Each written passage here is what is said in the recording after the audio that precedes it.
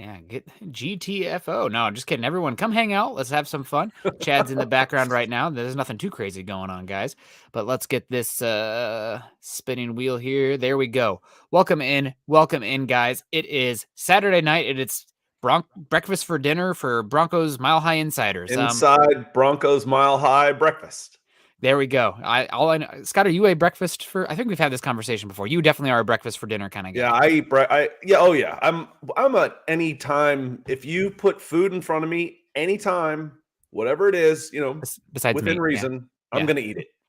Yeah, totally. I like food. I like to eat. I'm with you there. I used to like a little bit more than I do now. I lost a bunch of weight before the wedding years ago, and now I want to make sure I'm taking care of myself so I can go out there and do all those hikes and climbs that I like to do. But the one thing I will say, we do have obviously our Broncos for breakfast shows, and we always have our coffee. If I have coffee after noon or 1 o'clock, I'm wrecked. The rest of it, my stomach's upset. I can't sleep. I can't do it. I have an old man stomach. See, the hard part for me is I played soccer until I was about 35 years old. So until I was about 25 years old, maybe even a little older, I lived on 8,000 calories a day and was 160 pounds. Well, that means I'm always hungry now. Always. Yeah. Always. Yep. 100%. Let's say hello to some people in here, guys. Luke is off today, but he'll be back next Saturday. So it's Scott and I, the morning crew. We got Dylan in here. What's up, Dylan? I made the big egregious mistake, rectified it this weekend. I noticed that I wasn't following Dylan on Twitter. So Dylan, I know I'm such a fool. So we're doing that now. Dylan and I had a good laugh about it. Sup Broncos country. Make sure you guys hit the like button on the way in and subscribe if you haven't already. Also follow Dylan on Twitter. We got Shanav coming in here with the W with the Russell Wilson picture there. Awesome to see. Willard saying he's watching the podcast since day one. Back then it wasn't about coins. They talked to everyone. Willard, we're talking to you now. But it's the issue is sorry to get Scott mid thing. If you have any questions, Willard, that's great. The issue is sometimes we definitely have to and want to get to everybody who does support us financially. But if you have questions, we'll definitely get to you too. Also, Scott and I are both, 5 years old at heart. And when you do donate stars or anything like that, it flashes on our screen. So, the shiny thing, the color thing, it's easy to grab. Diamond Rattler in the house. Boom, let's go. We got Ashley. And I always come in through the comments after the fact. So like on YouTube, Willard, you're on YouTube. If I'm on, I don't go through all the pods, but I go through anything that I'm on or have posted with video. If you have a question after the fact, like, hey, moron, why'd you say this? I'll be like, because I screwed up. I'll that's where I do most of my catching up, because there's probably between 1,000 and 1,500 comments a night on the chat now, which is good. It's good. Yeah. It's busy. We love it. And thank you very much for being here. Yeah, thank you guys so much. Ashley, and your shout out to the Mile High Huddle ladies. Howdy Broncos country from snowy Vermont. Howdy. Do they say howdy in Vermont? Either way. Howdy everywhere. Howdy everywhere. It's almost as good as y'all. But how about those Broncos now? Have a great show, fellas. You have a great one, Ashley, too. Thanks for joining us today. She's in the house. How about them Broncos? Jay Kozad, that's an OG name. It's going to be hard to predict how the Broncos will fare in year one with the new coaching staff, but I got hope, especially after we got Russell. Absolutely. We got EJ in the house. Good evening, Nick and Scott. Great to see you. Dennis Woods is in the house. Dave Glassman coming in with the stars, supporting us, getting his raffle tickets in for a chance at the jersey. And also Swink McLeod for Scott to keep the heat on because he looks cold in that hat. Scott, would you believe that I am out of heat again? They didn't come. The gosh darn oil company didn't fill our tanker like they said they would, and now they're not coming until Tuesday. So I am very cold. I'm Swink. That's a new name. So welcome. Appreciate the support. And I live in Atlanta, and we had wind chills in the teens all day today. And March, that's cold. I don't care where you are. That's cold. I'm like, I've never seen 25 mile an hour winds with 25-degree weather unless I was up on a mountain somewhere, not in Georgia, for goodness sake. So it was a little rough today. Yeah, woof. That's the pets have been extra cuddly, which has been good, but they're trying to get warm as well. Yeah, absolutely. We also got Dennis Woods in the house. What do the Broncos have left to trade? Try right tackle. Oh, we got Gary first. Gary Leeds Palmer. Thankful to be live with my favorites. Wow, Gary, that's so nice of you to say. We appreciate you. Always coming in on the big stars from Gary. Always the support. Ooh. For sure. Thank you John so much. Says, I live in Atlanta, and you're right. It was ridiculous today. I listened to these poor kids play. All of my kids' sports got canceled today, soccer and baseball and softball. But there were still kids playing softball or baseball at 10 a.m. and I was listening to it, and it sounded like this: walk, air, air, air, walk, air, walk. Those guys can't feel their hands. Yeah, speaking of can't feeling your hands, can I get a round of applause, everyone? Yeah, there we go. That's Scott. That's for you too. Come on, I need those hands. Today, I'm excited to announce Manscaped launched their Ultra Premium collection. Believe it or not, it's not for your private parts. I'm talking about the leveled up hygiene routine with your favorite manly scent. This is an all-in-one skin and hair kit for the everyday man and covers you from head to toe, literally. Manscaped is trusted below the waist. Now trust them with the rest. Join the 4 million men worldwide who trust Manscaped by going to manscaped.com for 20% off and free shipping by using the code MHH. And I know it's kind of a smaller product here, but again, it's my favorite. I'm very much an active outdoor person.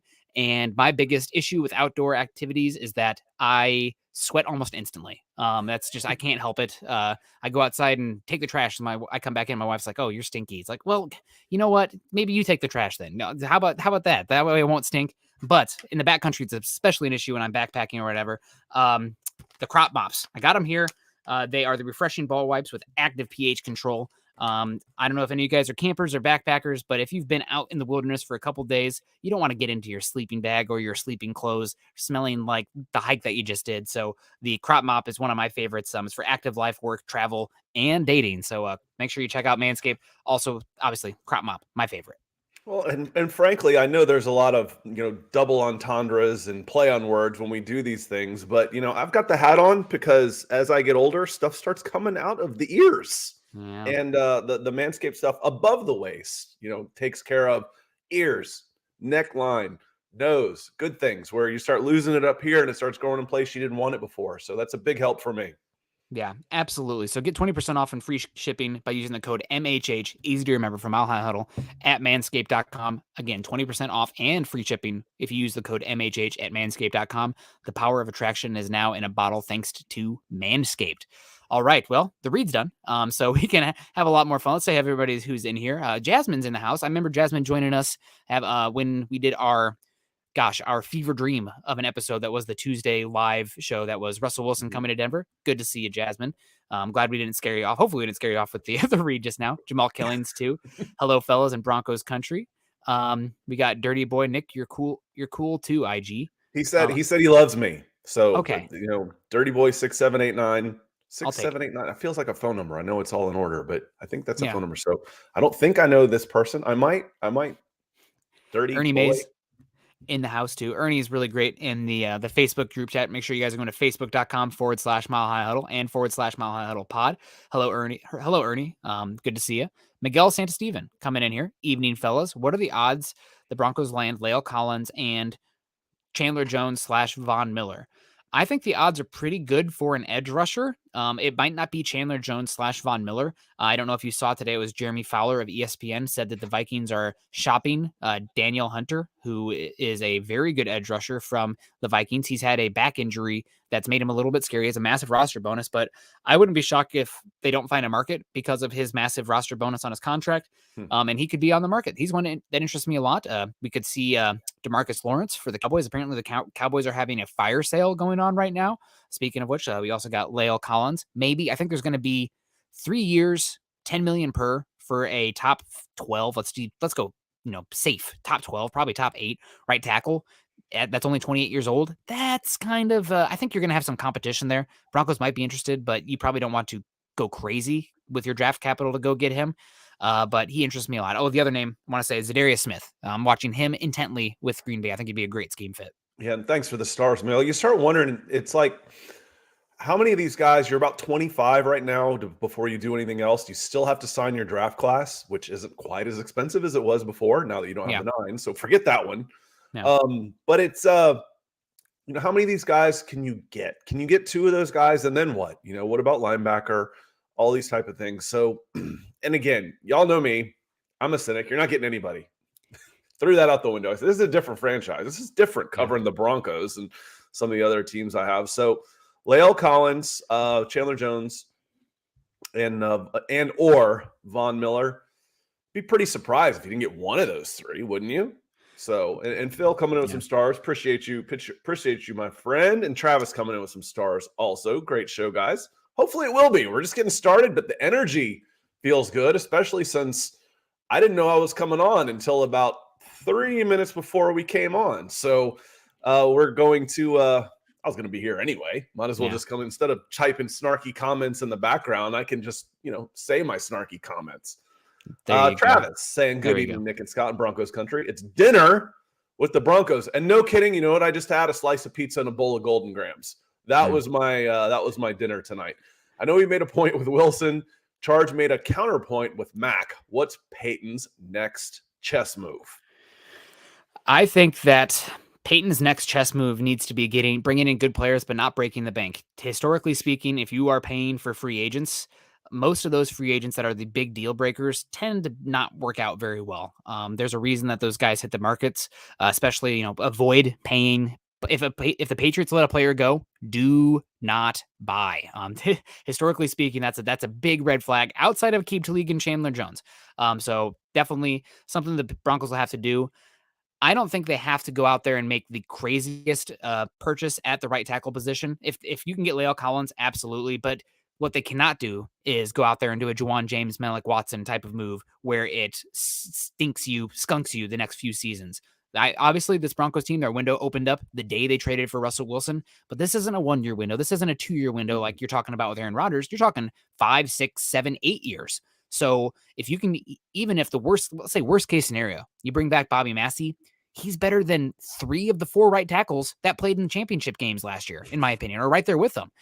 So it's a little tougher in the AFC West because of all the edge rushers that this division currently has. But again, if you can get incompetency at right tackle, that should be enough. And I think it's more important they walk away with an elite pass rusher because you lost Shelby Harris and you were second or last in the entire NFL in pass rush win rate, Pro Football Focus pass rush. This Broncos team doesn't have anybody right now besides Draymond Jones that can get after the passer that I trust a lick next season.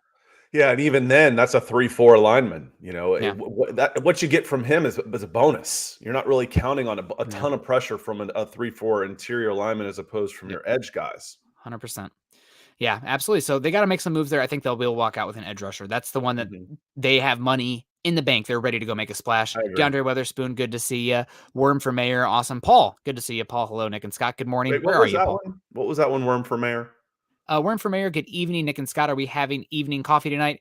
If you just heard what I said, then absolutely not. Scott maybe he's about to pull up some coffee. It's too late for me to have coffee, but what I do have is my highball glass full of dark chocolate. So that's not enough caffeine. So I usually eat on these when I'm in the background, but I don't know if I'll be able to do it while we're doing these. I'm like I said, I like to eat. That's the hard one. You can't go cold turkey on eating. That's the problem. That's the hard one to try and diet because it's hard to just stop eating. Absolutely. David Wilder, good evening, Nick and Scott. Good to see you, David. Michael Ronquillo, David had a question also. He said, Nick, who was the best available slot corner? The best available slot corner. 6 stars with that, David. Thank you, sir. Yeah, interesting question. I think that it might honestly be Bryce Callahan. I know that Taron Young just got released as well. He's an interesting one to watch out for. I know that there's another one with I believe the Patriots as well released somebody, but Bryce Young is the name that I think is probably the best slot corner. He's been a pretty consistent top 10, top 12 graded cornerback at the slot position. Just you can't count on him to play a full season. He's going to miss 4 to 6 games. So you need some depth there. No doubt about that. But it honestly might be Bryce. And also it depends on the scheme. The Broncos are going to play a lot more off coverage. So the size doesn't really matter as much. Somebody who's tenacious and can tackle, that really matters more so than the size and the length. We are once again proving that Broncos country is not a physical location, but a state of being. From the Netherlands, hopefully I'm not butchering your name too bad, Sharon Gomans. So welcome. Appreciate you being here from way across the pond, and he's probably laughing at me complaining that it was 15 degrees and windy. But that's unusual for here. Cold is cold. I get it, but that's unusual for where I live. Yeah, thank you so much. Definitely when you're supposed to be outside playing baseball. That's baseball's back though, so good times. I see Freddie Freeman's on his way to LA. Maybe who knows? Sorry, did I trigger you on that one? What? Freeman? The Dodgers making a big move on him. That's what it sounds like. Maybe I'll believe he goes somewhere else when I see him suit up with another team. Okay, that's fair. My guest coming. What's up, Broncos country? Great to see you, David Evans. Good evening. Nathan's in the house, and Scott and Nick put in that overtime this week. We've been busy, but gosh, there's never been a better time to to be busy with that one. I guess this is the same week, isn't it? I don't even know. I've been working so Monday, much. Tuesday. Yeah. Yep. Wednesday, Thursday. This is probably our sixth show. My sixth show this week, and Nick's done an extra one. I'm in a sleepwalk right now, but I'm having fun. This is a good dream. No doubt. Salvi Nation in the house. Sup Broncos country. Good to see you. Michael in the house too. We got John Boy, a fellow North Dakotan in the house. And we had a super chat here. Where it is? There it is. Aaron J coming in. Aaron, and I feel like that's a new name too. A new super chat user. So thank you, Aaron. I was in cold and snowy Colorado last week, toured Mile High Stadium, and the Wilson news warmed my heart. Back home in the rainy Pacific Northwest, go Broncos. Yeah, you're again, I mean, it's not even, my team. I know where I was. I'll remember where I was where I got the news. I mean, that's a big deal. It's one of the biggest trades, period. It's just not very often that a guy of that caliber, a 10-year vet, which isn't that old anymore, you can play 17, 18 years, 9-time Pro Bowler, gets moved for a big haul, couple first rounders, couple starters. And that was big news. That rocked the world. I don't remember who it was. It was one of the big names, Rappaport or Schefter, when Rodgers announced, or he didn't announce, he called up Pat McAfee and says, "Hey, Pat, go ahead and tell people." When that news came out, they said the first domino fell. Well, they're falling quick now. They started falling very quickly after that, and then Russell Wilson was a big news. So it's been a fun week to cover the NFL. Absolutely, I'm still kind of comprehending Amari Cooper going for that little to the Browns. I guess the salary cap does exist somewhat, but who knows? Kathy Lund, hello to our Mile High ladies. Hi friends, sorry I'm late. What I missed? Nothing too much. We're waiting on you. So now we can start the show, guys. Everything else was rehearsal before. Now that Kathy's here, now Kathy, it's good to see you. We got Sistos coming in here saying, "Good evening, gentlemen. It's crazy how bad these last 6 years have been. And all of a sudden we're talking about Super Bowl contenders. Hashtag MHH for life. Hashtag Denver Broncos for life." So yeah, this is a good topic here. And this is kind of the main topic here. What we want to talk about today is the Broncos' place in the AFC West. Obviously, acquiring Russell Wilson, seismic move that's going to, reverberations are still being felt across the NFL league. I mean, I would say that the Chargers bringing in Mac is a direct reaction to the arms race that is happening in the AFC West right now. With that being said, the Broncos still have a lot of holes on this team. And while they are Super Bowl contenders, I say that more so in a sense that if the Broncos get into the playoffs, which they should with the infrastructure they have in Russell Wilson, then they can get hot like the Bengals and win enough games to get in there. That being said, I don't think that they are favorites in the AFC West. I don't think they're favorites in the AFC as they stand right now with all the holes they have. I honestly, and some people will roll their eyes at this. I put it on Twitter yesterday and I got a lot of kickback. I think the Chargers are pretty obviously ahead of the Broncos on paper right now, and as well as the Chiefs after the Mac move. I don't know. I really don't. I mean, you split with the Chargers last year, right? Yeah. I know they went and got Mac, but you got Wilson. Okay. Advantage Broncos. Yeah. You went and got, the question mark. Now, I think the big question mark is how good is your coaching staff upgrade going to be? Because if it's even a marginal upgrade, advantage Broncos. So, I think, I don't think the Chargers are ahead. I'd still go second. The Chargers were better on the whole last year, but I don't know that they had a better roster. And again, I could tell by week 6 that this team had thrown in the towel. That's not going to happen this year. Yeah. You're going to get a new coach bump right away for sure. Yep. Yeah, Kathy, Pacific Northwest friends. It looks like we're going to have a rough week coming up here. We also talking about the Pacific Northwest. I like this question. Only Ice Monkey said, "Why was Seattle so willing to trade a franchise QB?" Which goes into the argument of, did you flee Seattle? Did Seattle get enough? One, Russell Wilson was ready to go. He was looking for a new challenge and a new change. 2, he had just 2 years left on his contract, so you're looking to make sure you get a return on it without him just leaving for nothing. 3, they're blowing it up. They're starting over, and they're going to say, okay, we had 10 years of Russell Wilson.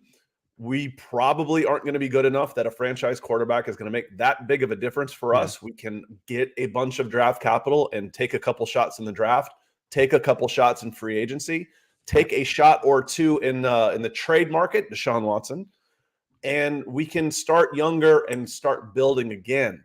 So, I look at it something like this, and let's say this was 2 years ago, watching the trajectory of, say, the Atlanta Falcons with Matt Ryan. I'm jealous. They're the Seattle Falcons. The Seattle Seahawks have ripped the Band-Aid off and are in a good place to start rebuilding their team, as opposed to just slowly declining with their franchise quarterback. They said, okay, listen, we want to accelerate. We want to hit bottom so we can bounce back up. Yeah, absolutely. We got Brock saying, hey, Broncos for Breakfast Club at night. Yeah, absolutely. Thanks for joining us. We also got some Seahawks fans coming in the house here. Russell's watched, guys. I'm sorry for what's to come. I have watched Brock Osweiler and Trevor Siemian and Jeff Driscoll and Brandon Allen and Brock Osweiler again and Case Keenum and Drew Lock and Teddy Bridgewater and Brett Rippon and Kendall Hinton. I'm not that sorry for what's to come. We'll see if he is washed or not, but it's going to be much more interesting to watch the Broncos going forward. We also have some pushback here on the Chargers talk here. No way, Nick. They're the Chargers. And David so nicely says, I respectfully disagree, Nick. And then David coming in. I love it, David. Give me the spice. Good grief. You can't make that assessment right now. The caveat is it's obviously pre-free agency and draft. Things are going to change. But right now, I guess my argument for the Chargers is, even though they missed the playoffs last year, they were a pretty darn good team. There's no way the Raiders should have won. The Raiders I think they had the most one-score win games in football last year, and a lot of their extra numbers said that it probably should have been a 6 or 7 win team. The fact that they got 9 or 10, whatever it was, is crazy. So that's a team I'm expecting massive regression next year. But the Chargers have the cheat code right now. They have a top 5 quarterback making $7 million against the cap when Aaron Rodgers is going to be $50 million against the cap this year. Crazy. They also have stacked players almost at every position of value you have on the roster right now. You got Khalil Mack and Joey Bosa. Let's say Khalil Mack isn't even a top 10 edge rusher anymore. Let's say he's top 20. He's playing second fiddle to Joey Bosa. You got one of the best back 7 playmakers in football in Derwin James. Big caveat there is those guys have to be healthy. We'll see if that comes to fruition. One of those guys, Nick's going to get singled a lot. Probably yes. Mack this year. Mack is probably is used to being the guy. Yeah. And okay, which one are you going to? You're going to go double tight ends and twin backs all the time and go max protect? Let's see. That would be double tights and 2 backs. I don't even know what package that is. Does that leave you 1 receiver? So it's going to be good for them. But again, they were good, but they were still up and down. There's enough holes there to cause problems that they did miss the playoffs. And going back to your comment, I wanted to jump back on the comment you had about the Denver Broncos, a Super Bowl contender. Are they favorites? No. But you don't have to be a favorite to be a contender. No. When going into the playoffs, I think I said the only 2 teams that would surprise me if they made the Super Bowl were the 49ers and the Bengals out of that bunch. And one of them made it. Yep. So basically all the teams after the first round, let me say this. And once you got down to 8, it's like there were basically only 2 that were surprises to me. Everybody else is kind of who you thought they were. So if you're in the 8 to 10 range, you're in this thing. You're a contender. Absolutely. And when you have a quarterback like that, he can go unconscious and win you some games. Now it's about getting the infrastructure around the quarterback. The Broncos have a lot of work to do, improving their pass rush, probably adding a right tackle as well, and adding some coverage pieces right now. They don't have anybody I trust to play the slot next season. And that's a big position, especially with Evero, probably from what I've heard. They're not going to emphasize the off-ball linebacker position. It's going to be defensive backs on defensive backs, safeties and cornerbacks galore back there. So they need to get some more bodies. Appreciate you, Paul. Thanks for coming with a very generous super chat. We're seeing orange tonight. That looks almost like a Broncos orange. Yeah. And going back to one of our friends from Seattle's comment, said Russell Wilson is washed, guys. A bad Russell Wilson season right now is better than anything you've seen in years, in over half a decade. Since 2014. Big improvement. Yeah. Is he at his best? Maybe not. Yeah. Does he need a fresh scenery? Will that reinvigorate him? Make him do just that little bit extra every time he's working out in the off season? Probably. Will he have more weapons? Maybe not necessarily at the top level, but we talked about, DK Metcalf, etc. But can you go down Tim Patrick, Jerry Jeudy, Sutton, Okwuegbunam, Javonte Williams. I just hit 5, and that's before anybody else comes in, where you've got that depth of targets to spread the ball around to. Like I said, a washed Russell Wilson is an upgrade. Yeah. I'm really excited to see what he can do in the scheme as well. But let's get back to that. Paul first, whether we win the AFC West or not, at least now we have a chance to do it with Wilson. I'll take that any day. Let's go. Thank you so much, Paul. Friend of the show, dating way back to he found us on the podcast days when we were recording this. Like, we used to use a phone app with a metronome, and I would have Carl clap to the metronome to sync our feeds together because we were recording it on our own software. And then, God, what a pain in the butt. Things are much easier these days. Travis coming in saying, would you guys take Chris Harris Jr. back on a veteran deal? I personally have mixed feelings about it. We need defensive backs, but don't like how he trash talked Denver. I don't care that he trash talked Denver. I mean, if he got his feelings hurt, he was moved on from when he had some money on the table, and he got less money because they moved on from him. I might trash talk them too in that regard, but money talks. I would be interested if it was cheap. He's fallen off a good bit. He's older. He has been injured with the Chargers as well.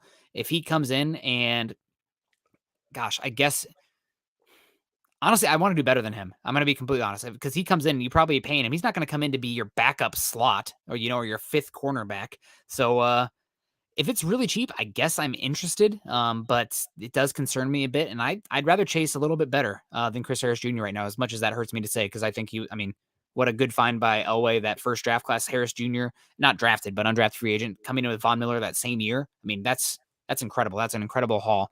And really helped set that Broncos organization on the right path. Well, and Jamal coming in saying it's funny Elway didn't want to draft Wilson, but instead drafted Brock. Now Wilson is a Bronco. Yeah. Life is a little funny like that. Maybe it was just meant to be. Just 10 years later, now you've got the guy that's a little more polished. Yep. Phil coming in saying, awesome to hear that Russ is already connected with his receivers and FaceTime with his O-line. Yeah. Reminds me of what Manning did when he joined the team. Sounds like all these guys are excited to have him here, along with all of us.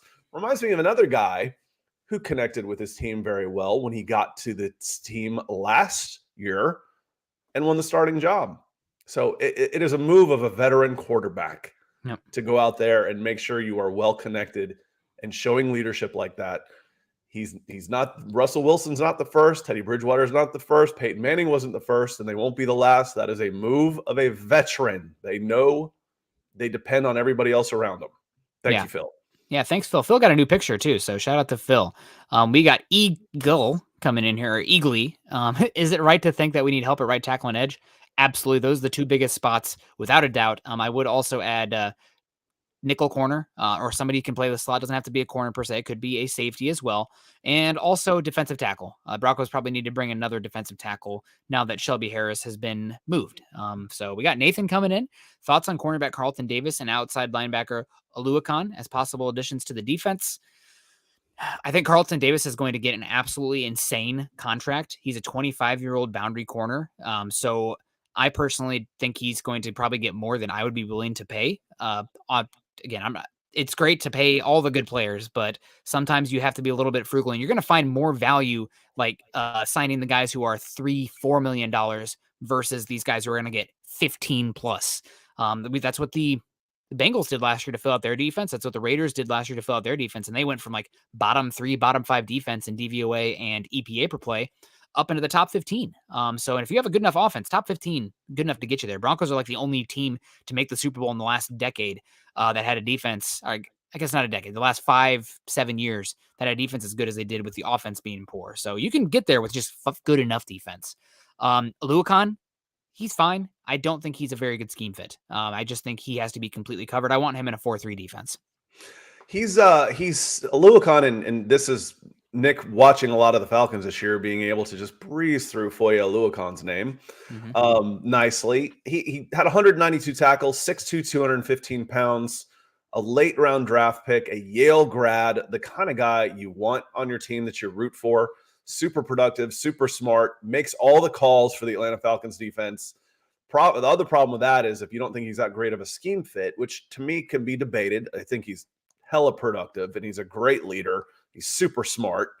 I think he's going to start getting expensive. People are starting to recognize all of the things I just said about him. because when you start hearing about him, it's like, oh yeah, but he was with the Falcons and nobody gave a damn about the Atlanta Falcons. But I've started to hear that he's going to start knocking on the door of about $10 million a year. And he, if you lead the league in tackles at, how old is he? 26. Yeah, he's 26 years old and he had 192 tackles this year. Well, a couple of big time interceptions and turnovers. He made some big plays to go along with it. He deserves it. So he might price himself out of what the Denver Broncos want to pay for an inside linebacker. And just talking with people connected to the team, it doesn't sound like the Broncos are going to break the bank for a linebacker. So your Bobby Wagner talks, not happening. They might bring back Josie Jewell, but these guys and the Broncos are really excited about Baron Browning and Jonas Griffith. And this is also a class where picks 64, 75, 96, 114, 115, the Broncos' first 5 draft picks numbered. How do you like that? I got those memorized already. That's a range where you're going to find a good linebacker in this class. This is a really, really good and deep off-ball linebacker class. There's going to be 6 or 7 starters drafted day 2 in this class. I have zero doubt about that. So that's what I would personally do. I'm not looking to spend money on those guys myself. I think there's going to be defensive tackles, coverage guys in the defensive backfield. You probably need another safety. Everybody's like, oh, Caden Stearns. I love Caden Stearns. You're going to be playing 3 safeties, and Jamar Johnson had like 20 snaps last year. You don't know what you have there. You need another safety. You don't know what you're doing at slot. So I think they're okay with linebackers right now, and then maybe reassessing after the draft if it doesn't fall to them where they take a guy decently early. Yeah. Aluakon was on 2.2 last year, right in that neighborhood. Love him at 2.2. Love him at 5. After that, I'm thinking, okay, that's a luxury you might not be able to afford when I could take 10 million and turn it into 3 other starters, or at least quality backup players. Miguel coming in with some more stars again says, hey, Broncos country, what do y'all think of Rodgers setting off that first domino? Makes up for the quiet month and a half, don't you think? Wasn't necessarily quiet because everybody with a microphone and a keyboard was out there going, yeah. That's us. What is Rodgers going to do? Here he comes again. Blah, blah, blah. That prima donna didn't say anything. I had it out with Lance and Eric last night after the show when they were talking about I even heard him say like a LeBron James-like announcement. I'm like, the dude called up Pat McAfee and said, yeah, go ahead and announce this. I said, that was all on us. Anytime he'd go outside, what does this mean? But yes, it did make up for it. And it's been crazy. Once that first one falls, it's the same way. It's going to be like that in the draft. Once someone takes that first quarterback, look out. Once the first edge rush, stockpile, you mentioned linebackers. Who's going to take the first linebacker? But I think this year, Nick, it could be like that with quarterbacks again in the draft. What do you think? It's definitely possible. God, quarterback's so finicky, though. Desperation causes people to do very stupid and desperate things. I'll never forget about the teams that took the quarterbacks in the 2011 draft. The ones not named Cam Newton, Blaine Gabbert, Christian Ponder, and Jake Locker all went in the first 15 picks. And all the other picks around them are Hall of Famers, and those guys all bust. And it's just the desperation of the quarterback position. That was the year. I remember thinking when Christian Ponder, he went in the teens, too. He went pretty high. Like 11. I just went, they have lost their minds. When I saw that he went that high, I'm like, people do some really crazy stuff when it comes to the quarterback position. That's for sure. If you don't have one, you're cooked, and that's why it is. And also, congratulations, Scott, to Matt Ryan kicking that can down the road another year with the 2023 cap hit. I haven't seen. Did they put another year on it? I know that they gave him a bonus, it ended up saving about $12 million. Did they add another year to it? I don't think so. I think they just kicked the can and put more load on 2023. Oh yeah, I think I did hear it was like something like almost a 60 million cap hit. Yeah, it was like 55 million or something. Yep. Crazy. But I wanted to be that, just like it wasn't going to be 47 this year. So people keep blaming Matt Ryan, but they're the ones that keep Falcons the ones keep doing it. If you really had the stomach for it, and I told y'all, I said I don't think the Falcons have the stomach to go full rebuild the way and do what the Eagles did with Carson Wentz, to do what the Seahawks did with Russell Wilson. I don't think the Falcons have the stomach, the fortitude to do it. They didn't. Yeah, no, absolutely. David Wilder saying, what would be a player you'd want to draft that is not a position of need per se, but could add depth to a position room? So not a position of need. There's so many positions of need right now that I'm going to have to just lean into the one that is probably the most likely not in position of need. And that is wide receiver. And there are a few names at wide receiver that interest me greatly. I am becoming a full-on 11 personnel truther, even more so than I used to be. And that hurts me to say. I'm wearing my Iowa stuff right now. It's a tight end university, some might argue. But in today's NFL right now, teams are laughing at opposing offenses that are running in 12 and 21 personnel, the teams that aren't the 49ers, I must say, because they're saying, oh, you think you want to get us into sub-pack or base packages with your personnel? Bet. Run on us. I dare you. So you need to be able to run the ball out of 11 personnel if teams are going to go super light on you. What does that mean to me?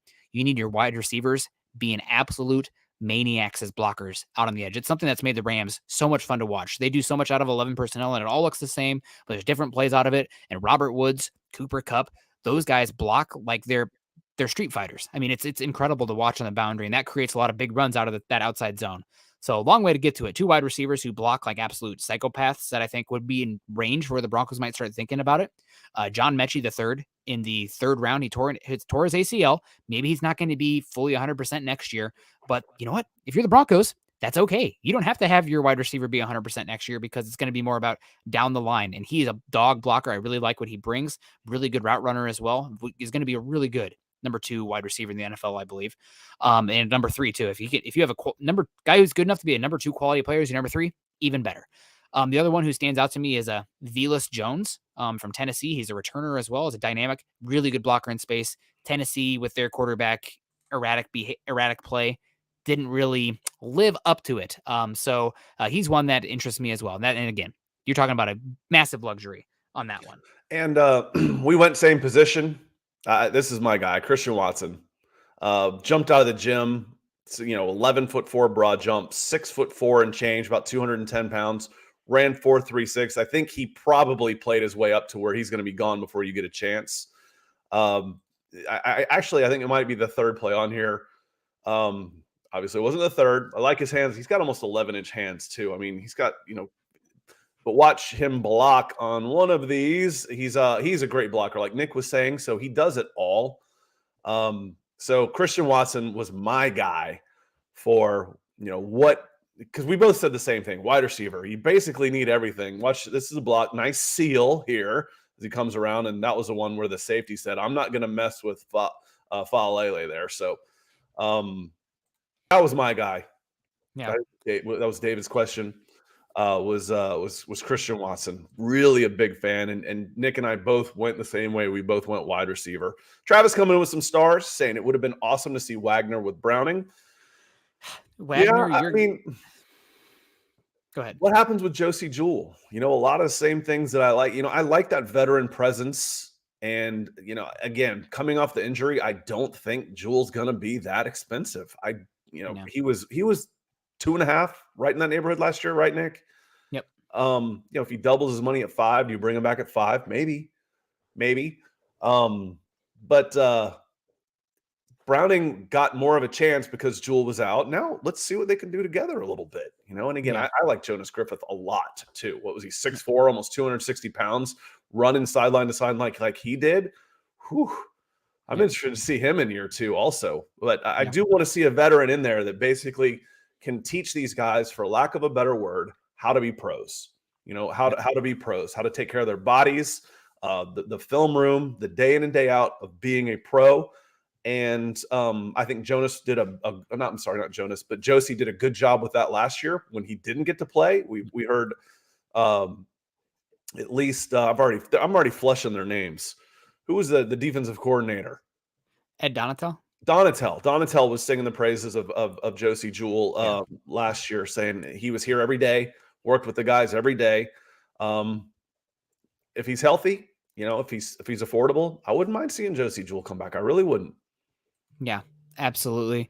Good call. We have a question here from our pal. Your guys' opinion on Pierre Strong from South Dakota State. Could be a third down back and returner. I thought he looked really good at the combine. He was in the East-West Shrine game as well. I do not have tape to that, but I did see some of the game and he stood out. And he had really good metrics at the from the combine. So if he's there day 3, that's as early as the Broncos should be taking a running back in this year's class. He's definitely an interesting name to keep an eye on. Definitely represent, what is it, the Jackrabbits, South Dakota State. He's a good player. He's a fun one. Yeah, you weren't kidding about the really good metrics. 5'11", 207. That's just about right. That's, people say, what's the ideal size for a running back? That's pretty close to it. Maybe a few extra pounds. But when he's going out there and churning out a 4.37 with a 36-inch vert and a 10.4 broad jump, I'm not going to worry about those couple extra pounds that will come on him naturally. So that is a good shout on Pierre Strong. I'll have to keep an eye on him. You guys in the chat, let me know if Scott's mic got a little weird there. He was kind of going a little fast and crunchy there on my end. It could just be my earphones or batteries running out or something. Doesn't sound weird with my own voice, but who knows? Nick and Scott, who should the Broncos draft at 64? I have 2 names here right now that really interest me, and they're both the Broncos' biggest positions in need. And yes, Scott, I think something is up with your mic. Maybe unplug it and plug it back in. I don't know. But 2 guys that really stuck out to me that I would be interested in at pick 64. You have Abraham Lucas from Washington State. He has played in multiple systems there at Washington State, left tackle, right tackle, and he actually tested extremely well at the combine, surprisingly well at the combine. He has the length that you want for the position. He has versatility, and he's really, really smooth in pass protection. So Abraham Lucas, Washington State, he's a name to keep in mind there. I think he would be a good fit there. I don't know if I'd feel comfortable starting him day 1, but the end of the season to year 2, yes, absolutely. I think he's a starting tackle in the league. The other guy who comes to mind for me here is I really am interested in Josh Pascal, the edge rusher from the University of Kentucky. He is kind of a versatile inside-outside kind of guy, a little short, but man, he is a fire hydrant. He is so strong at the point of attack. He's bursty. He's not the bendiest in the world, but he's also a guy who can be good on first and second down and then be moved around on third down. So Josh Pascal from the University of Kentucky interests me a lot, and as does Abraham Lucas. I was skeptical of him based on his tape, especially the air raid stuff, but he went down to the Senior Bowl, answered questions there, and then he went to the combine and tested really well and had all the metrics that you want for the position. And the thing with the reason offensive tackles a lot of times go early, you don't find undrafted guys, is because there are very specific body types / thresholds you're looking for the tackles. Lucas meets those, and I don't know if you're going to be able to find one outside of round 3 if you want one to be starting in the next 2 years. Andrew coming in. How do I sound now? You sound good. Yep. Good. Well, as good as you can. You can't polish a turd. No, you sound great. Yeah, we can hear you clearly. It doesn't mean you sound good. Andrew Baker comes in and says, hey, Nick and Scott, hanging with my father-in-law. He wants a shout-out saying, the Bears. Well, why not? For the Bears haven't been nearly as fun for Nick's age as they were for mine, with the Super Bowl shuffle and Fridge Perry and Walter Payton and Jim McMahon and all that group. And so, yeah, the Bears they were a lot of fun. And I don't think we got too many people in here. You can actually root for the Bears. It's not like I could say, oh, yeah, the Chiefs or Chargers. There's not a lot of crossover there with the Broncos and Bears. So, yeah, and Ditka. So Bears were big time for us Gen Xers. It's been a while, though, hasn't it? I grew up East Iowa. Everybody was either a Bears or Packer fan. Some Vikings fans sprinkled in, some Chiefs fans sprinkled in, but Bears-Packers was the big thing.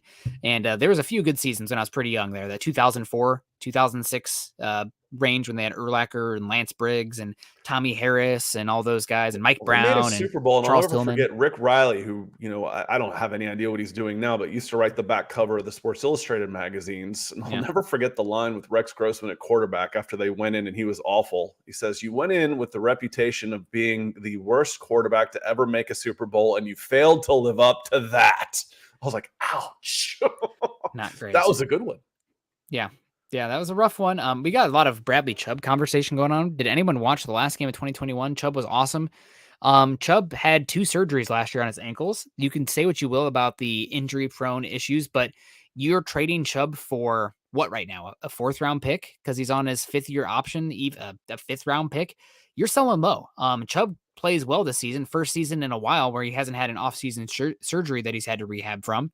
And you're talking about a guy who, because of the pedigree and because of the position he plays, probably puts you in line for a compensatory pick in 2024. I know that's a ways off, but Chubb is more valuable on your roster right now and seeing what he can be, if he can be a solution, even if it's a temporary solution, rushing the passer from the edge position, than anything you're going to get from him on the open market or clearing the cap space. So I don't think it makes any sense to sell on Chubb right now.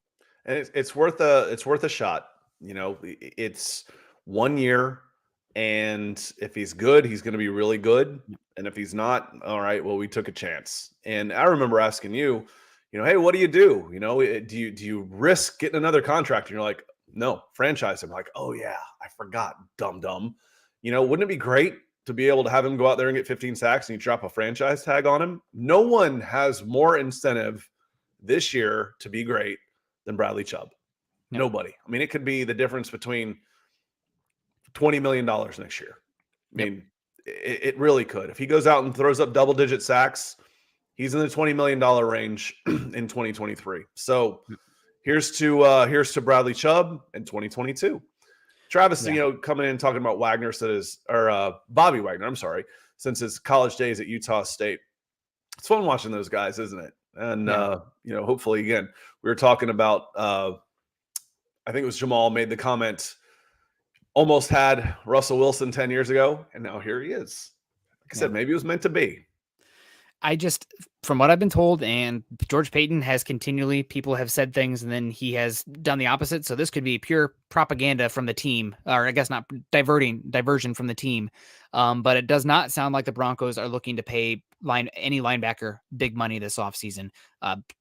Bobby Wagner's still good, but he's not this top 3 linebacker that he was just a few years ago. His play is starting to not devolve, but he's starting to step back a little bit. Age is starting to catch up. He's not the coverage guy that he was before. He's still very good, but you're going to be paying for him like he is very good. So I think that the Broncos are not going to allocate the cap space for the linebacker position. It sounds like they're very much approaching what Evero did with the Rams last year, where if I can take a linebacker off the field at any chance possible, I'm going to do it and put a defensive back there, because linebackers in general are not going to be guys that you want there in coverage on third down. So I think they're going to go cheap at linebacker this season. You might see them bring back Josie Jewell if the market isn't big for him. But other than that, I don't see a big move. And speaking of going cheap, how about the tight end position as Peter comes in, who's not cheap by any stretch of the imagination? Thank you for the stars, Pete. Said, how early do the Broncos get a tight end? Presumably Broncos get a cheap free agent and a late draft pick, 5th round. It's not a huge tight end class, which means that you can probably wait, like you're saying. There's no Kyle Pitts in this one. What about someone like Austin Hooper, if he gets cut from the Cleveland Browns, who's got a good pedigree catching the ball?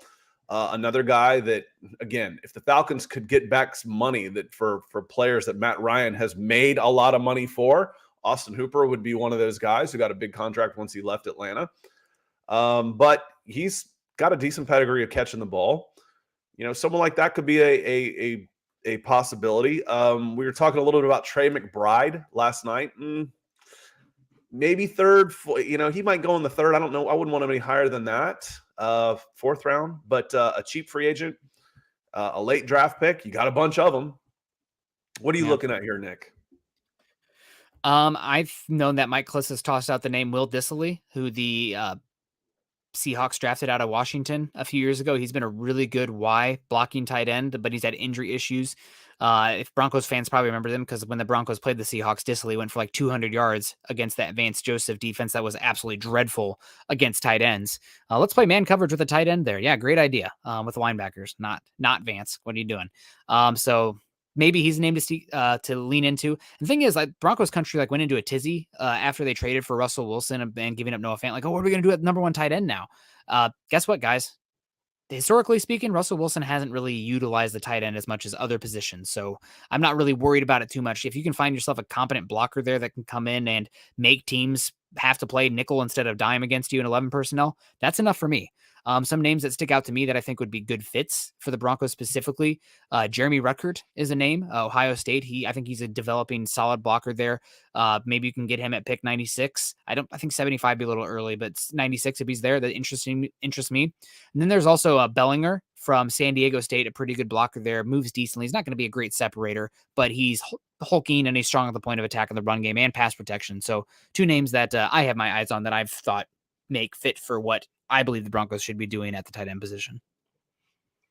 Michael Thornsberry coming in. That feels like a newer name to me. Welcome, Michael. Yeah. Saying, Nick and Scott, who do you feel would be Russell Wilson's backup?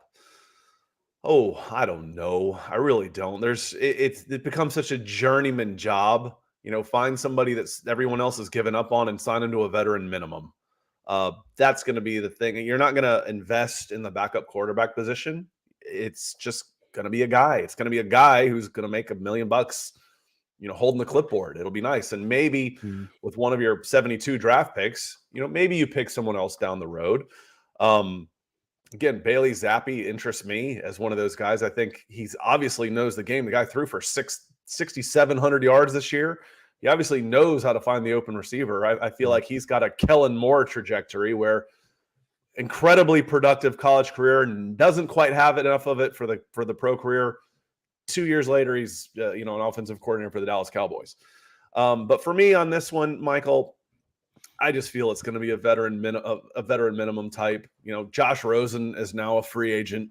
Bring him in, let him take some snaps. But it's not going to be anybody you're like, oh, yeah, if Russell Wilson goes down, well, we've got this guy. There aren't many of those guys in the NFL. Yeah, as far as backup goes, somebody who's cheap. A name that I've been told multiple times to keep an eye on is Caleb Elleby out of Western Michigan. He's a little bit taller than Russell Wilson, but he's not a tall guy by any means. And I think you could run a very similar offense for both of those guys as well. The quick pass, RPO, a lot of slants, a lot of glances on the outside, and then some deep balls down the field. If you haven't got a chance yet to watch some Western Kentucky football yet from last year, definitely worth a show. Sky Moore, wide receiver to keep an eye on next year. I think he had the biggest hands at the combine this year for any wide receiver. He had some absolute mitts. Maybe that's somebody for Scott to keep an eye on there for the Falcons day 2. Nathan coming in here. Are there any right tackles and free agents that you guys like? New York Jets, Morgan Moses, or the Trent Brown from the Patriots that interest you? Trent Brown has been exceedingly injured, and I think he is purely a gap scheme centric right tackle. So he's one that I would strike off the list for this Broncos blocking scheme going forward that wants to implement more wide zone, outside zone concepts. This guy he can't move. He's really good at guy right in front of him and blocking him forward. But if you're asking him to reach a landmark, it's not happening for Trent Brown. Morgan Moses interests me. I do think that his market might be pretty big, given he has done the number one thing that players need to do, which is stay healthy and stay on the field. He's fine. But there's a reason that the Jets have been mocked, offensive tackle at pick 4 or pick 10 ad nauseum instead of bringing back Morgan Moses when they have plenty of cap space to do it. So I don't think there's a massive difference between Morgan Moses and Bobby Massey to the point where they're going to get paid $6-7 million difference per year. So they're fine. But right now it's after La'el Collins, it's a little bit of a plug your nose, and I'd rather not pay big for a plug your nose level player. So I'm getting some words that I'm having some sound issues. Now I can see me kind of, I don't know what's going on tonight. I apologize, y'all. You're better now. Okay. Free agents. My guy is Chuck Okorafor. Yes, that's right tackle. Yep. Pittsburgh Steelers, 24 years old, had almost 1,100 snaps last year and gave up 2 sacks. Now there's more to playing the right tackle position, and that's just a very high level thing. But a guy plays 1,100 snaps and only gives up 2 sacks, and he's 24. I'm real interested. And I think he was on about 2 last year, and he could be in the neighborhood of, triple that. And at $6 million, he's still a bargain. Yeah, no, absolutely. He's definitely an interesting player as well. I'm most interested in La'el Collins, though, if he does become available.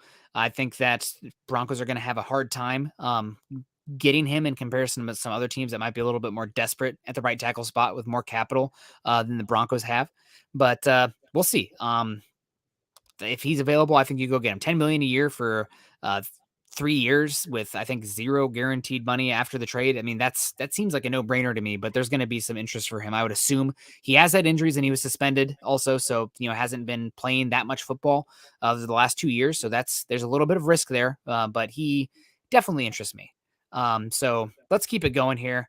Let's talk a little bit more about the AFC West. I still think the Chiefs are the cream of the crop, but I do think that the Chargers are a team that's ascending right now. No doubt about it. They have a bleep ton of cap space. The other thing here that I don't think people are putting enough emphasis on is that how different the scheme was going from their Gus Bradley style cover 3 defense to Brandon Staley and the match quarters 2 high safety shell couldn't be more different. Night and day different what they're doing there. And it was always going to take a transition period. There's no way in hell they're going to be the 30th ranked team against the run next season. If this free agency class is anything, it's run stuffing defensive tackles. They're going to be able to walk away with a couple of those guys and feel pretty good about it. So, Eddie Goldman was just released. Akeem Hicks is going to be available.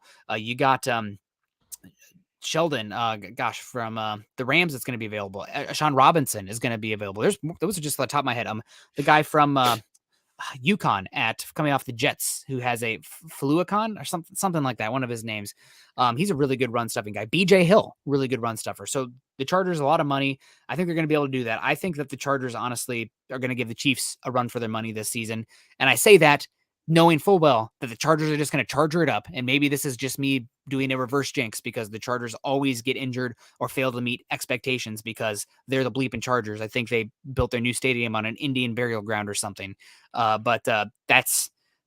really like how they're built right now. I mean, Rashawn Slater, 2 good pass catchers, Justin Herbert, and people didn't make enough hay last season, I guess, or enough talking points about bringing in Matt Filer and Corey Linsley, who are really good for them on that offensive line. So I don't know. It's they scare me a good bit.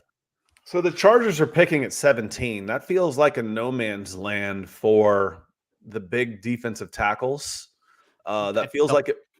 They'll pay. Feels like it might be a little late for a Jordan Davis and a little early for a Travis Jones. You think? I mean, if you're talking about wanting a guy to come in there and I need to be able to stuff the run, and for all the good things they did, we talk about not wanting to reach for a need. But Travis Jones is a good player. He's a really good player. Would that be too high? And I don't think Jordan Davis falls that low, not after the combine he had. He went freakazoid on people. The names that I like for the Chargers there at 17, any of the wide receivers that fall there, you have Josh Palmer. He didn't do diddly last year. Keenan Allen's getting old. And if you want to unlock Justin Herbert more, a really cerebral quarterback, get him a Jamison Williams, get him a Chris Olave, get him one of those guys. I mean, that's exponentially helps that playing offense. In perfect weather in LA. Yes, God, yeah, run up the court. The other one is Trent McDuffie. I think Trent McDuffie is the absolute perfect scheme fit for what Brandon Staley wants. Smart. Doesn't matter that he doesn't have length or size for the off scheme. He's one of the smartest players in the draft class. Everybody keeps raving about him. He makes a heck of a lot of sense for them as well. I think they're going to patch up just like the Broncos try to patch up their defensive line in free agency. Because again, there are a lot of run stuffing defensive tackles available this offseason. Yeah, and they don't pick again until middle 3rd round. That's the problem. It's just, but I didn't look and see where they were on free agent money. But if you're again, they crashed and burned towards the end of last year. But the loss to the Houston Texans is fairly inexcusable. Yeah, it's the Bengals lost to the Bears. I know, Bills lost to the Jaguars. One, the Bears are better than Houston, and 2, when did they lose to the Bears? With Week 17 with the playoffs on the line, that's inexcusable. Yeah. Yep. I definitely agree with you there. I wonder a little bit, and then you fall to the Raiders. I'm okay. Okay, the Raiders is a division game on the road, but you lost that. Kind of like we talk about the overtime stuff. I'm like, you didn't lose because of something that happened to the Raiders. You lost because you lost in Week 16 to the Houston Texans. That's why you miss the playoffs. Yep. But again, I don't feel like they were that far ahead of the Broncos last year. At least it didn't show. They may have all the personnel, but it's what's going to bring it all together, Nick? Is it going to happen? Because I can point real easy to why you're going to put a big upward swing on the Denver Broncos. Yeah. Now I agree with you. I think the Chargers are on the ascendancy. Yeah. But the Broncos have been down here. Maybe they improved a little bit, but now that arrow should be pointing up a lot higher this year. It's just stupid that Justin Herbert's making $7 million against the cap for being a top 5 quarterback for the next 2 years. I mean, it's unfair. Where's Josh Allen? Yeah, he's getting paid now. He's getting huge money. Okay. Herbert's the one. Did they give him a preemptive deal before his 5th year option? Yep. I mean, it was like to the point where I'm going to sit out. So he's been paid. He's the next guy to get paid is either Baker Mayfield or Lamar Jackson, which we'll see. Maybe Kyler Murray too. I think it's going to be Baker Mayfield. I don't either, but 5th year option. If he goes off this year, Cleveland's going to be in a weird spot unless they trade for Deshaun Watson. We'll see. So And the team we didn't even talk about here, I guess, really the Raiders. I don't know what to say about the Raiders. They were not very good last season. The fact that they made the playoffs is a total anomaly. All their advanced data is like, this is wild. And I guess team of destiny in a sense, and hats off to Carr for kind of keeping that team together. But I think that the Raiders are pretty squared away as the fourth team in the AFC. And I wouldn't be surprised at all if the Broncos, Chiefs, or Chargers ended up winning. It's just I have a hard time with the Broncos right now, given how many new variables they have. We kind of already know what the infrastructure and the offense and defense is going to look like for the Chiefs, for the Chargers as well. Broncos, I mean, it's going to be a completely new scheme, new coaches, new quarterback. They could take off running, or it could take a little bit of time. It's too hard to say. So we're winding it down here. So anything we just hit the 1 hour mark. I may have been at 59 minutes myself since I had to duck out of here, and I'm not sure it fixed everything. We'll give ourselves a good restart before we come back on. EJ's come in with several questions. I know he says, Nick and Scott, will the Broncos re-sign Gordon? Depends on how badly Gordon wants to be re-signed. I don't see any reason why he wouldn't be part of the team. Like, no, we don't want this guy. Like Carson Wentz, they were going to give him away. We don't want this guy. Yeah. But Melvin Gordon's just about the money. So how badly does Melvin Gordon want to be a Denver Bronco? Because he'd get enough money to live on for sure, $3-4 million a year. But anything more than that, and I'm go ahead and go. There's other places I'd rather invest that money into this team than into a second running back if it's going to cost me another $3 or $4 million. Yeah. It sounds like the Broncos are interested in Gordon, but less than what Gordon wants. So I'm expecting Gordon to test the market. And if, for a third contract running back, if there's not really a big desire for him out there, then I could see him coming back. I wouldn't have any issue with him coming back. People are like, oh man, we're taking away carries from Javonte Williams. You're keeping Javonte Williams fresh. You're keeping those. This is a 17 game season now. It's a marathon, and dings and bruises. The Broncos last year not having an injury at the running back position, complete anomaly. I would not expect that again. You only had one game where Melvin Gordon was out. I wouldn't expect that at all. It wouldn't depend on that. So will be interesting. Now we got our stars coming in here as we were wrapping up. Gary Leeds Palmer with 1,000, including Nathan on here coming in real quick. Said, I'm not sure about the Chargers ascending if their coach is going to keep going for it on 4th and their own 18. Yeah. That's not really the by the book play, is it? Thank you, Nathan. Yeah, no, absolutely. Miguel coming in as well. Phil with the new profile picture. Good to see. Travis Weber, 260, and then Nathan, 250. Great to see. Thank you so much. Oh, we also got Peter Middleton coming in. Sorry you're late. I was sorry too, but good to see you, Peter. Andrew Baker, he wanted to go Bears, so go Bears, Andrew. David Wilder as well, 50, and Dave Glassman with 50. Thank you guys so much. We appreciate you for all the support. Also, everybody doing super chats today. It is going to be a phenomenally fun season in the AFC West, and we're just getting started give me a sec, Nick. I want to shout out some super chats. So when I saw Nathan on the stars, I'm like, don't we normally see Nathan on YouTube? Well, not only do we normally see Nathan on YouTube, we saw him on YouTube tonight as well. So Nathan, double dipping Facebook and YouTube. Thank you so much, sir. Yep. But Paul coming in, Aaron J, Swink McLeod, Nathan, KB. Yep. I'm sorry, that was yesterday. So Nathan was yesterday too. So our super, I'm dipping into last night, but either way, thank you. I didn't get a chance to say thank you last night. So thank you to Kenneth Booker, Base Case, and Nathan last night, and Swink and Aaron and Paul tonight. Yeah, absolutely. And one more thing, Peyton, this is the thing, overhyping the Chargers. I'm taking my stab right now. Chargers didn't make the playoffs last year.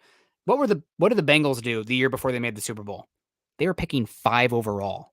Jamar Chase. That was a team that was on the precipice of everybody being fired, and they made the Super Bowl. So the Chargers missing the playoffs by that much with all the resources they have and whatnot. I think that's the team that's ascending. If I'm wrong, God, put a clown mask on me. That's okay. I don't care. But I think that's a team that is very much in the ascension in the AFC West.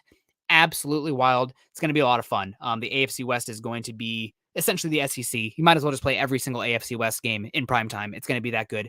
Maybe they should put sorry, Scott, maybe they should put the NFC South games at like 10 a.m. or 9 a.m. So that way we can just cover our eyes from those ones, Yeah, it's the NFC South is, I'm not even sure what to compare it to. The AFC South, what it's been, just, those teams in the North calling themselves AFC South. Yeah. We're not real good geography in these, are you? I guess it's better than when the Falcons were in the NFC West. David coming with the question, is the day of the 1,000-yard running back a thing of the past? No, in fact, I think it's It's a lot less meaningful, though. When you went from 14 to 16 games to 17 games now, it's 60 yards a game. 60 yards a game if you stay healthy, obviously. But we should start thinking more of the 2,000-yard running back. I know I feel like Derrick Henry was on that pace until he got hurt or close to it. But I was actually a little surprised. I say this, and then I see that there were only 7 running backs that broke 1,000 yards last year. That, to me, is surprising. So is it a thing in the past? One of them went for 1,800. Jonathan Taylor was 600 higher than the next guy. But 60 yards a game isn't much to ask if you can stay healthy. So I feel like we're going to see more 1,000-yard rushers. What was it in 2020? 2020, there were 1, 2, 3, 4, 5, 6, 7, 8, 9, including a 2,000 guy in 16 games. So, no, I think 7 was actually low with 17 games. I think we should probably see double digits on a fairly regular basis. What happens now is the day of the 1,000-yard running back being a thing, those days are gone. Yeah. It's like, okay, 1,000 yards. Okay, yay, you rush for 50 yards a game. No, absolutely. I mean, just the running game and the position, the value of the running back, especially the bell cow, I think is diminished. You want healthy bodies in there. You want a bevy of backs that you can hand it off to. But either way, guys, we're going to get out of here. We appreciate you. Broncos right in the mix. That's all you could ask for. Really excited to see what this team looks like. And gosh, free agency's right around the corner, kicking off here on the 14th, I believe. It's legal tampering opens the 14th. We'll start to get some announcements, and then 16th is when it officially comes. So going to be a lot of fun. Really excited. So you say the 14th, and I think, wait a minute, when is that? It's like in 36 hours. Yep, Tuesday, I believe. So it's maybe it's the 15th. Either way, right around the corner. Going to be so much fun. Make sure you guys are tuning in with us. Make sure you're following Scott and I on Twitter. Scott is at Scout Kennedy. I'm at Nick Kendell MHH. Also, make sure you're following us at Mile High Huddle as well. And please go to huddleuppod.com. Check out the gear. Check out the coffee mugs. We have those there with the Broncos for Breakfast. We also have the Broncos for Breakfast hats, Mile High Insiders hats, gear, everything like that. If you guys are on Facebook, make sure you're joining us at facebook.com/Mile High Huddle. Also, number one thing you can do to support us, please subscribe, like, and share over on YouTube. Scott, I don't know what you're doing the rest of the day, but it's a couple of my buddies' birthdays out here, so I think I'm going to have a couple of cold ones here and hopefully somewhere inside because it's cold and raining outside, but going to have a good rest of the night, I think. Now, this is twice. Now, our pal, the first time I was willing to say it was a mistake, but now this is twice. This guy, that's Nick. I'm Scott, and y'all are Broncos country. Our pal, we love you. In here a lot. Appreciate you. What am I going to do tonight? Well, it's like 10 after 9. I got to get up early. So it'll be a pretty quick night. You know what I'll probably do, and I'm going to cover up the chat. I'll probably put on Manchester United and Spurs because I have no idea what happened in that game and go to sleep to it. When I put on a game, whether it's football's a little harder with all the commercials. Those get irritating. Yeah. Soccer's nice. Just clears your mind.